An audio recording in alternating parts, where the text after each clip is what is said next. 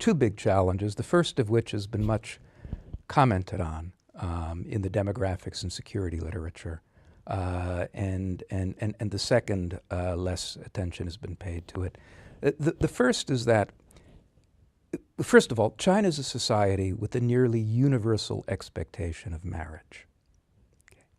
You've got 40 million young people who, given competition in the marriage market, are going to come, right, disproportionately from society's less privileged strata, right? It's not going to be the son of the of a party member who ends up without a bride.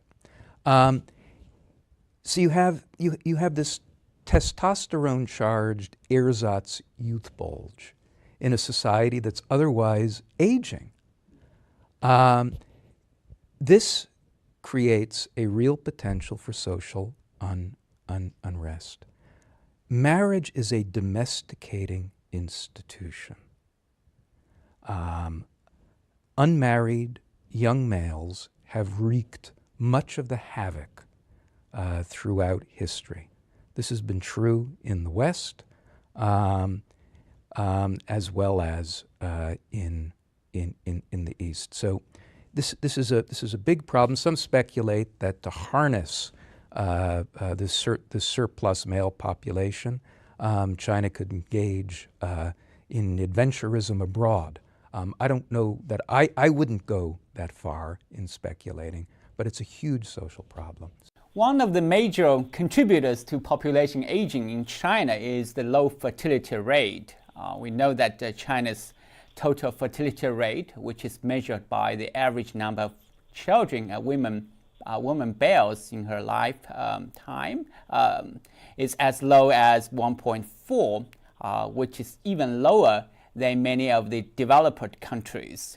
And of course, the draconian one-child policy has been a major contributor to the decline of the low fertility rate.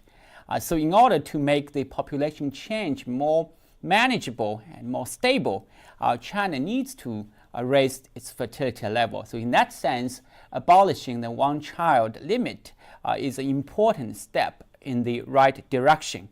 But the policy change alone is not going to take effect and bring relief to the population aging problem until 2035, that is 20 years from now.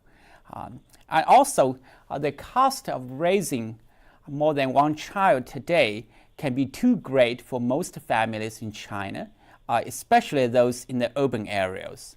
We know that in the countryside, because a de facto two-child policy has already been in place for some years, so the impact of the policy change is not going to be very big. So in a nutshell, abolishing the one-child policy alone won't fundamentally change China's demographic landscape in decades to come. And a more effective policy needs to combine the policy relaxation with other pronatalist changes, such as offering benefits, including education allowance, to couples with more than one child. And also, in order to lessen the burden of raising additional children, it is essential for China to put in place a well-developed social safety net that provides employment insurance, social security, universal health coverage, public sector pensions, etc.